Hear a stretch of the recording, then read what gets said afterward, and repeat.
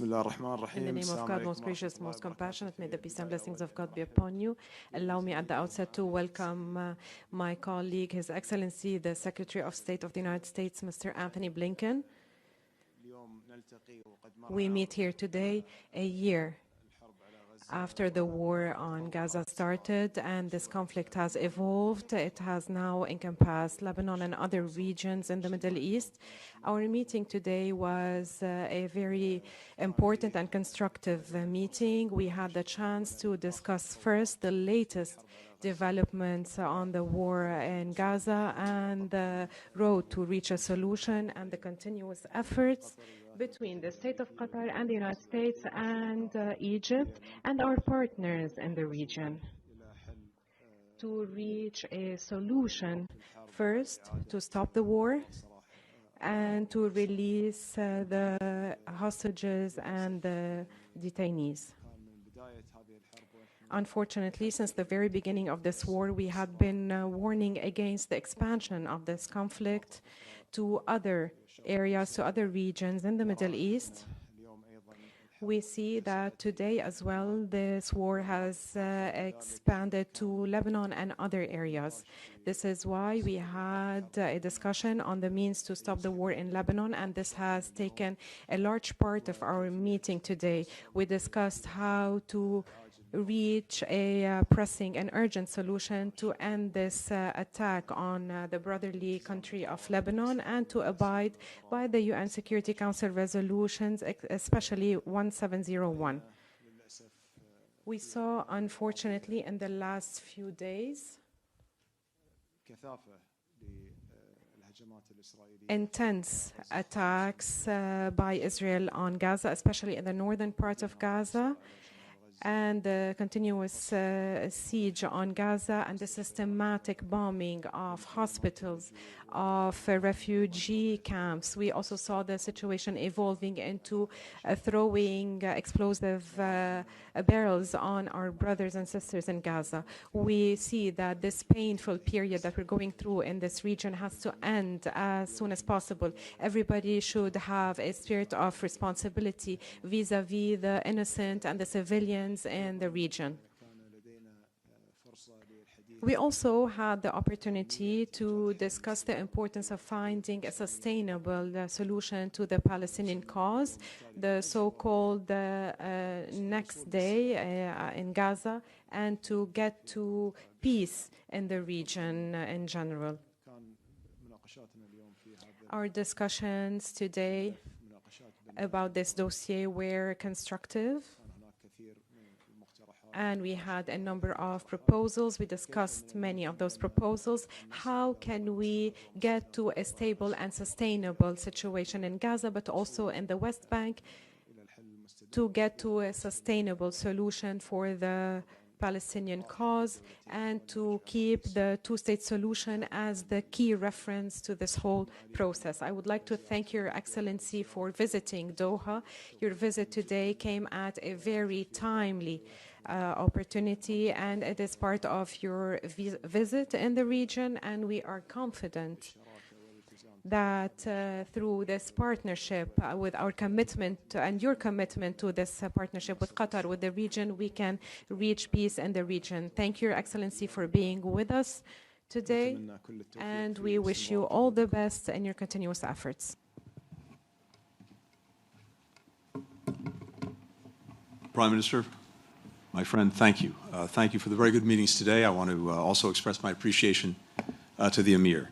And more generally, my appreciation, our appreciation to Qatar for the essential role that it plays as our partner in trying to bring peace, trying to bring stability, trying to bring progress to this region.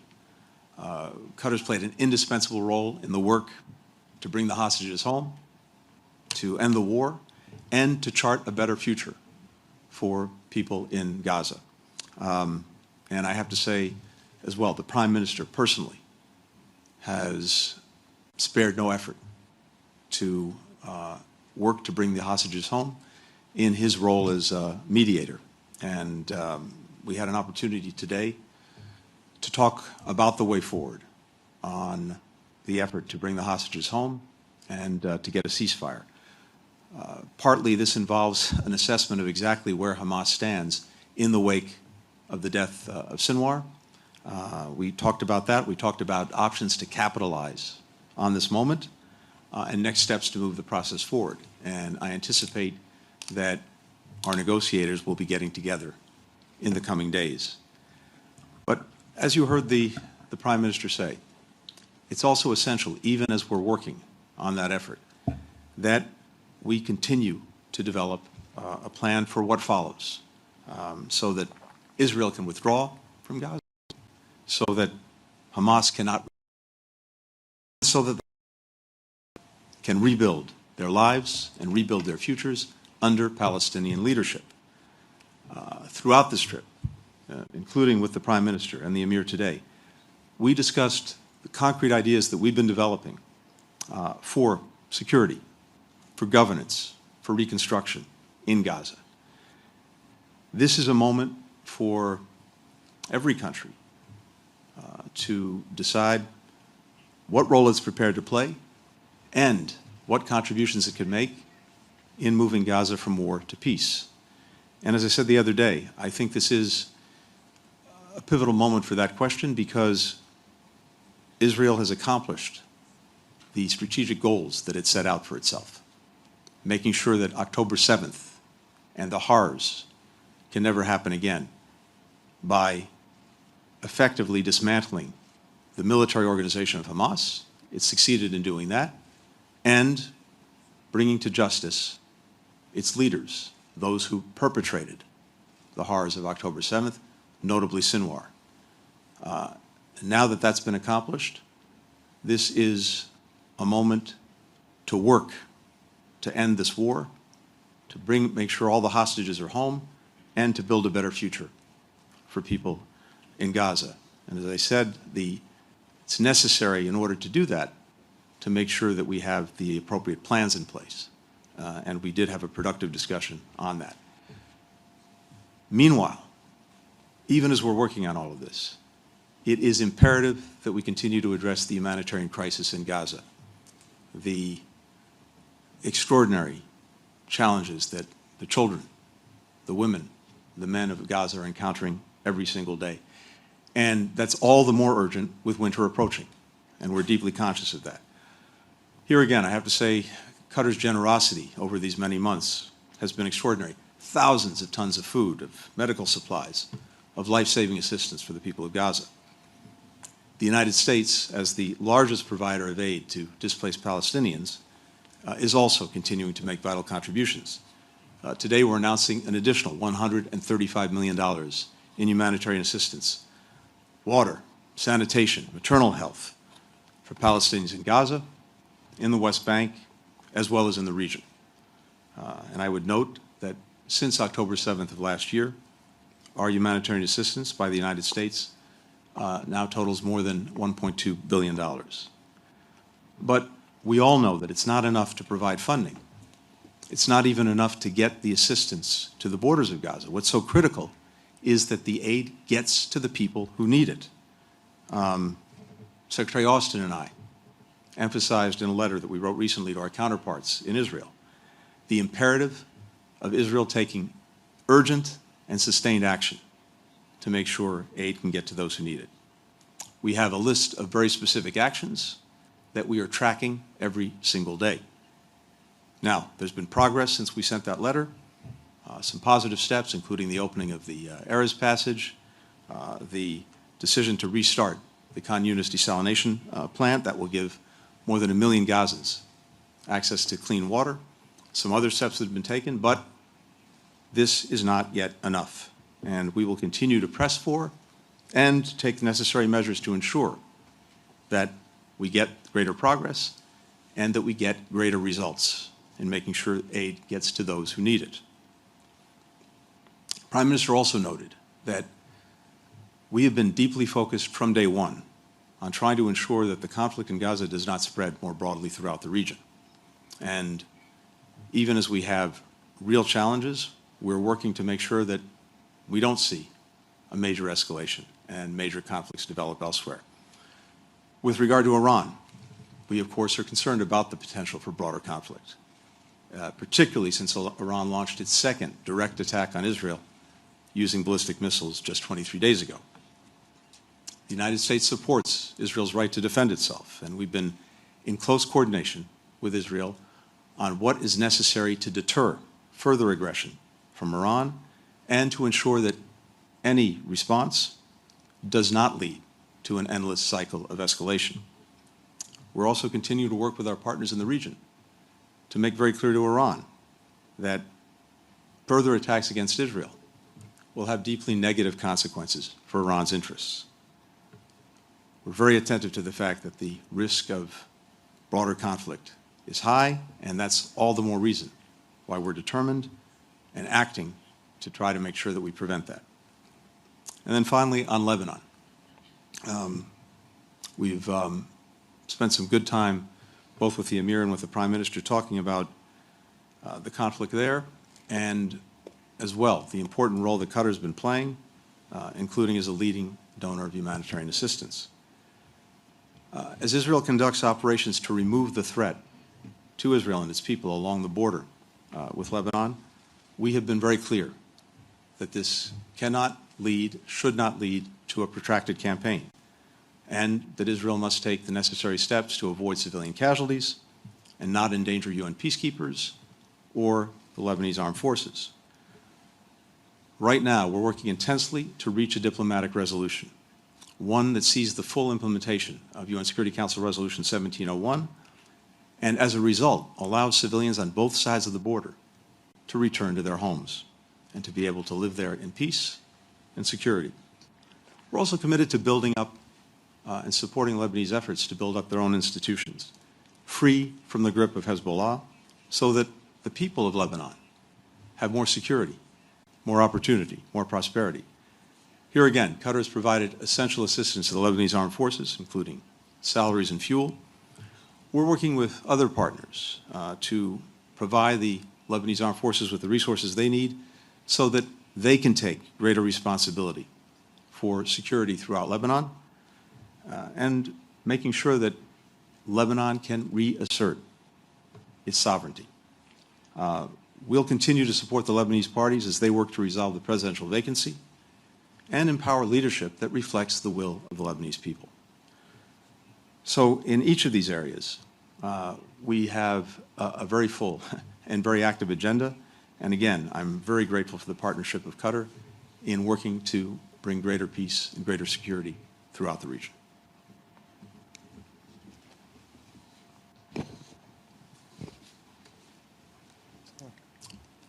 We're happy to take some questions. السؤال الأول من صهيب العصا قناة الجزيرة The العربية. first question from Al Jazeera, Mr. Suhaib Al-Asa.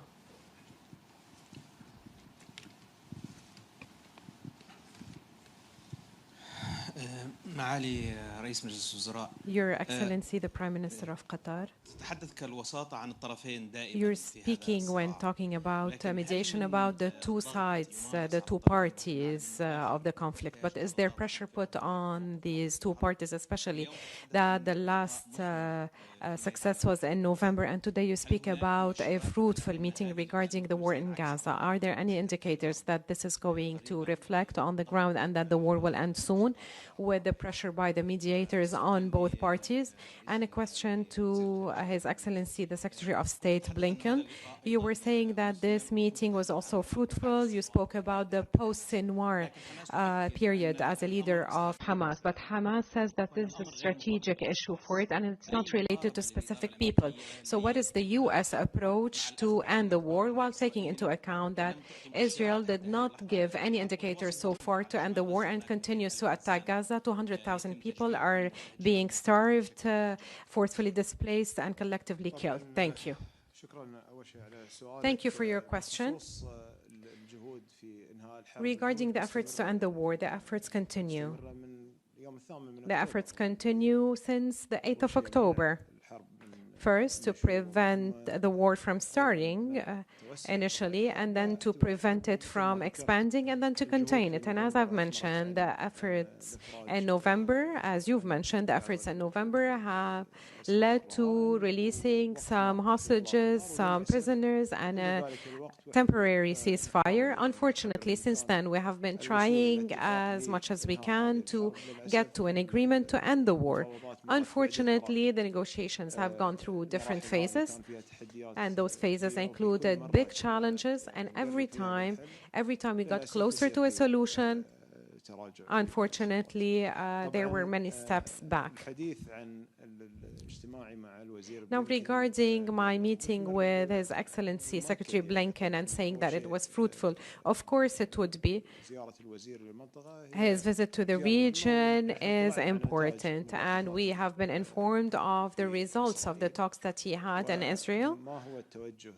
And what is the direction being taken right now, and talking mostly and most importantly about the Palestinian issue.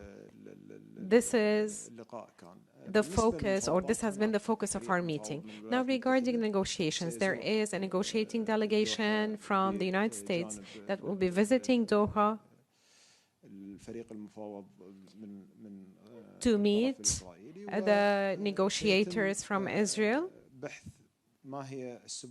and we will discuss the means the means for a breakthrough in these negotiations. Now, regarding opportunities, the opportunities abound if both parties have the will to end the war. And as we had mentioned earlier, more than once, the mediators play a very limited role. Should there be any of the parties that refuse to be constructively a part and positively part of these negotiations. And we hope that this has changed now, this behavior has changed.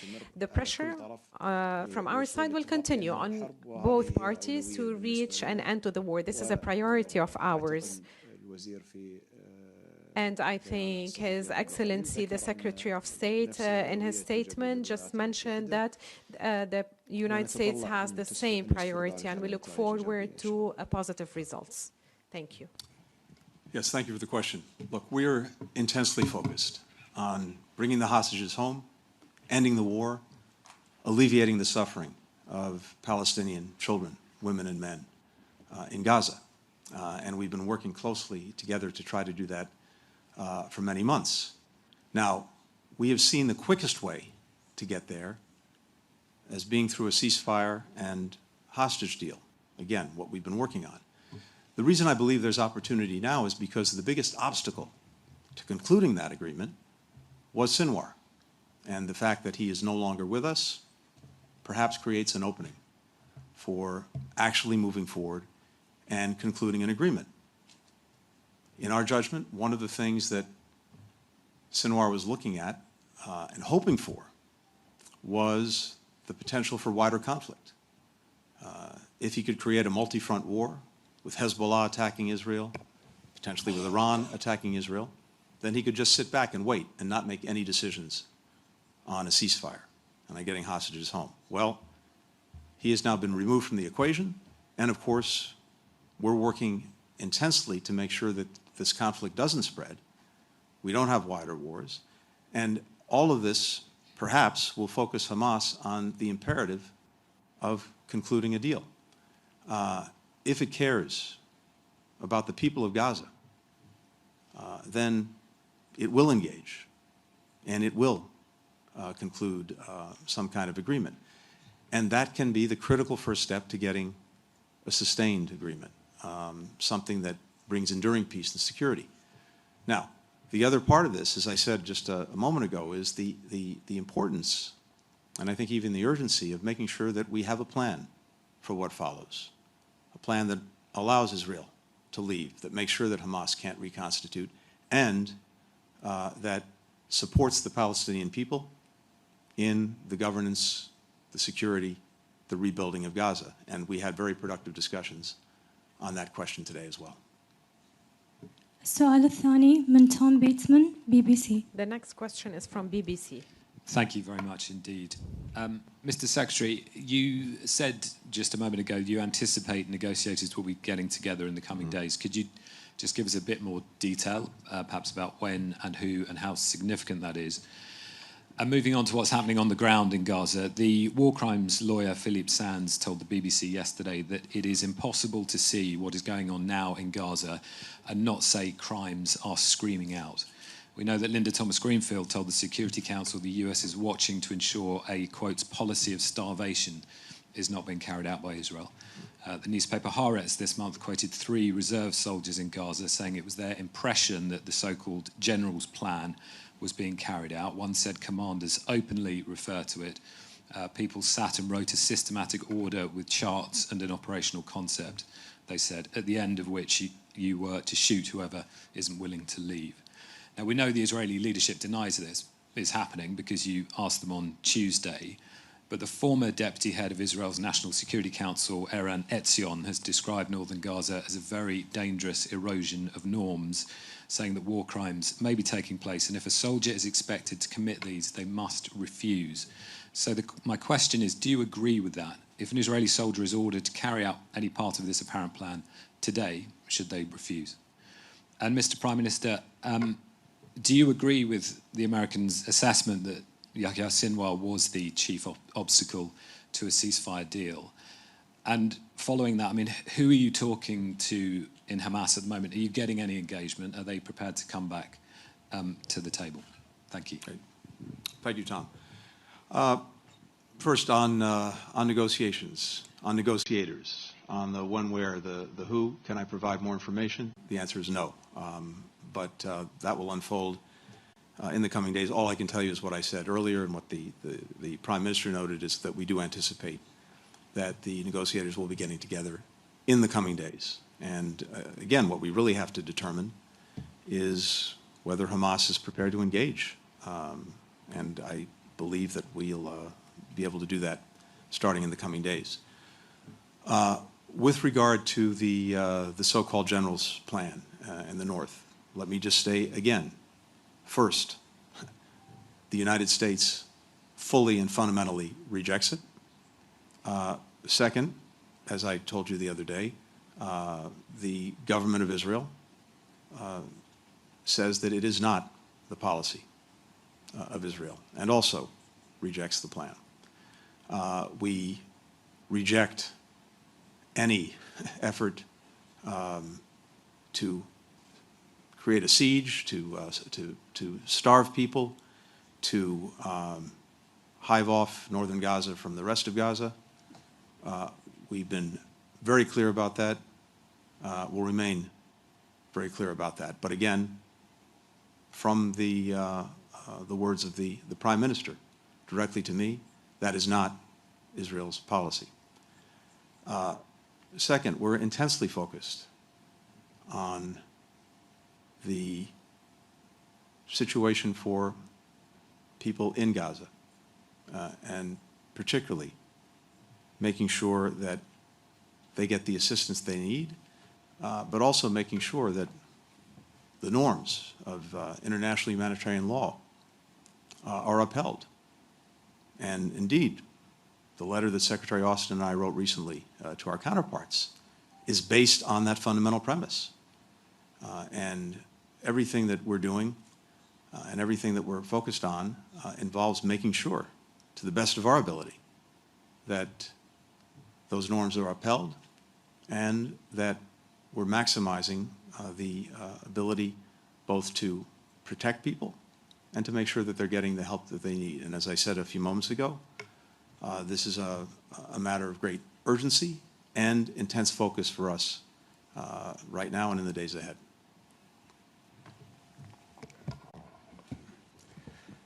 Well, thank you very much.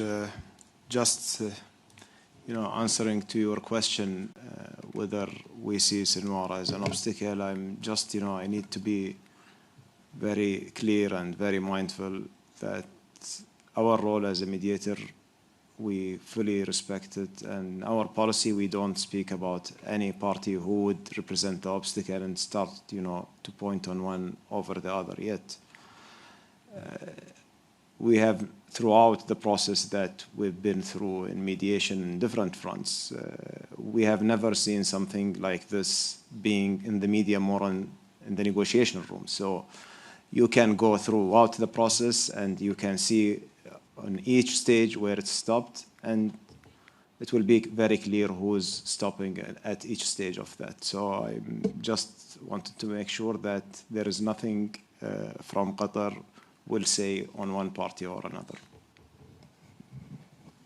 السؤال الثالث من أندرو ميلز رويترز. We have the third question from Reuters. Thank you, and thank you for the opportunity to ask questions today. This impending round of negotiations, will this include Gaza and Lebanon, or will this round of negotiations in Doha only be focused on reaching a ceasefire in Gaza? Could you also please talk about what kind of deal will be on the table? Is this President Biden's proposal from May, or will this be something new? And if it's new, what will it be? And will we see these negotiations take place before the US election? And then perhaps for both of you, Israel yesterday accused 6 colleagues from Al Jazeera of being members of Hamas or Islamic Jihad. And Jazeera has condemned this, calling those allegations unfounded and suggesting that that may be justification for Israel's targeting of journalists. What is, I'd like to hear from both of you about your response to this latest development regarding Al Jazeera and its journalists in Gaza. Thank you. I'm happy to start. So in referring to negotiators coming back together, that was referring specifically to negotiations on the return of hostages and a ceasefire for Gaza. And that is the entire focus of their work. Separate from that is work that we're doing also very intensely on Lebanon to reach a diplomatic resolution, to see the full implementation of 1701, to enable people to return to their homes. That's separate, but it's equally intense and involves a lot of work in trying to get clear understandings of how we would implement 1701, and I think we're making progress on that. Going back to the negotiations on ceasefire and hostage deal, I think one of the things we're doing is looking at whether there are different options that we can pursue to get us to a conclusion, to get us to a result. And so we're talking both with our mediating partners in Qatar and in Egypt about that. And this is something that the negotiators will be discussing as well when they get together. With regard to the report on Al Jazeera, I can't speak to the veracity of that report. It clearly needs to be examined. We very much support the work of journalists in Gaza and everywhere else around the world, including in areas of conflict. And we're equally determined that journalists be protected. Far too many have lost their lives in Gaza. We're determined to do what we can to ensure that, again, they can do their work as safely and securely as possible, recognizing that in any conflict zone, of course, there's inherent danger. But it's imperative that this work continue. The United States strongly supports it. Well, I'm sorry, I just need, because there was a part of your question previously I didn't answer, I missed it. It's my mistake. I didn't bring my pen, so, and your question was too long, honestly, so, I mean, regarding our communication with Hamas and the leadership after Sinwar, yes, we re-engaged with them. We've been in engagement with the representative from the political office in Doha. We had some meetings with them in the last couple of days. I believe that until now, there is no clarity what will be the way forward or the clear position. But the position that we had with us, at least throughout the meeting or what we have sensed, it was the same position as the last paper stated. And basically, I think this would be their starting point until they come up with a further position. Regarding your question about Al Jazeera journalists, first of all,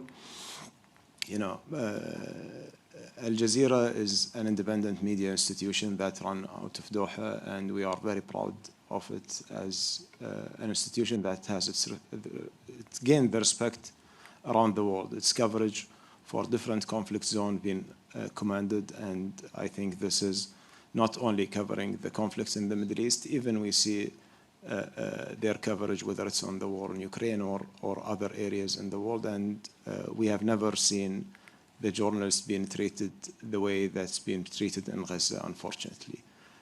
Second, that we expect that Al Jazeera, they are running at the highest international standards, and they are going to, if there are any premises to these accusations, that they are going to take care of the measures that's needed for their journalists. But also we need to know that we learned throughout this war that we cannot take those accusations of Israel for face value, because we've been subject to that, and one of the mission of Qatar Reconstruction Committee in Gaza was bombed by the IDF, claiming that there are Hamas tunnels under it, and these holes that they have showed to the media, apparently confirmed by the Israeli officials, those are water wells that been there for decades. So I would look further on that accusations before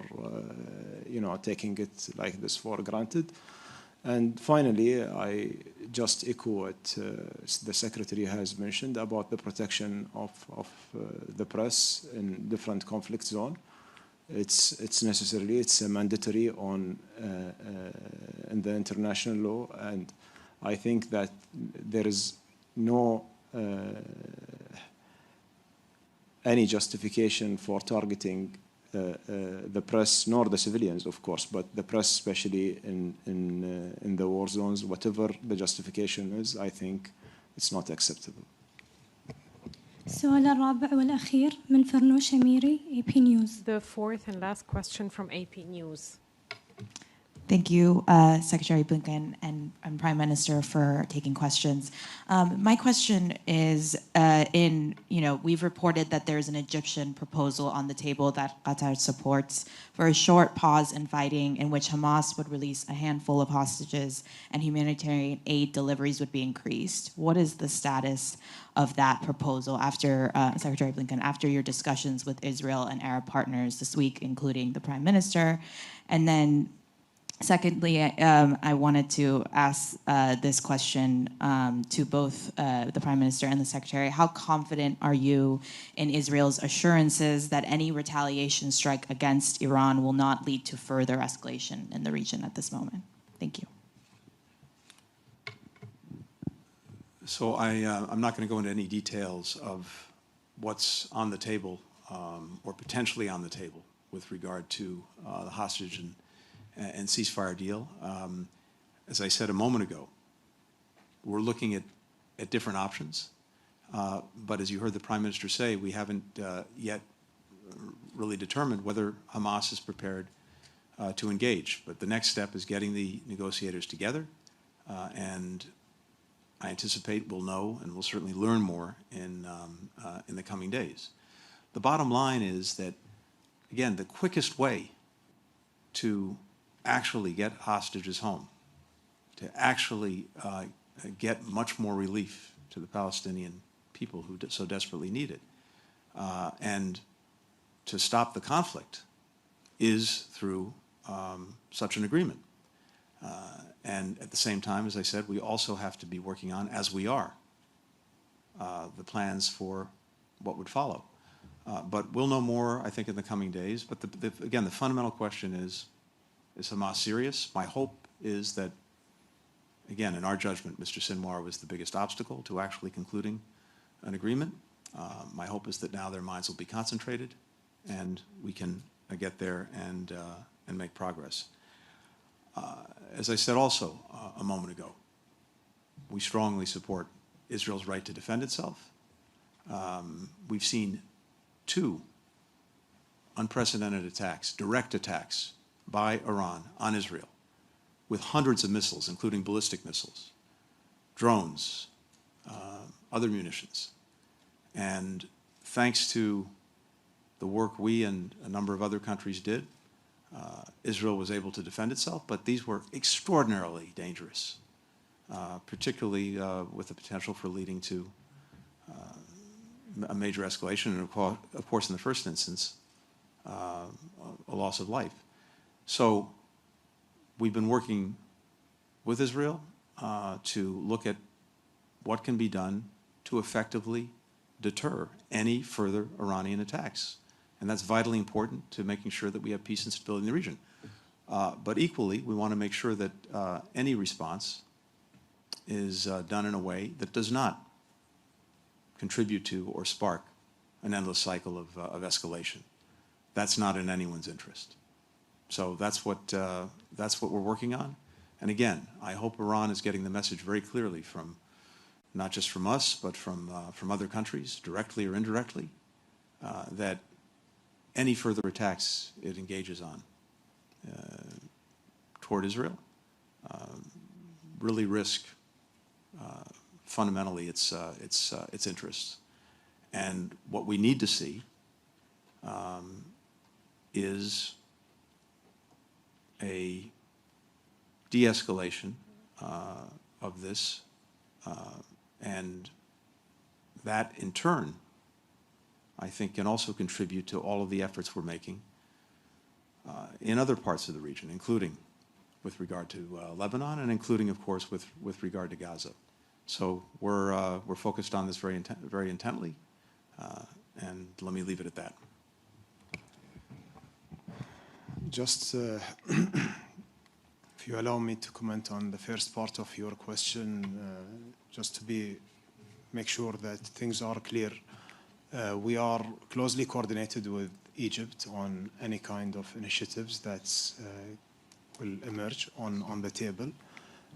Today, there are an ongoing discussion between Egypt and Hamas. That we hope that these discussions will yield to something positively, and the discussion that will come afterward, it will be a follow-up for that. So we are hoping to achieve something, as we are all serving the same goal. Regarding the potential escalation or what's happening right now in the region, Qatar policy remains the same, that we want to avoid any escalation from getting further. We are trying to talk to all the parties, and that's what's been doing for the last year now, in order to contain the situation and to avoid any escalation from erupting to a regional war, which all of us, I think, we want to avoid. Our objective is to stop the war in Gaza, to stop the war in Lebanon, and to reach a comprehensive ceasefire in the region.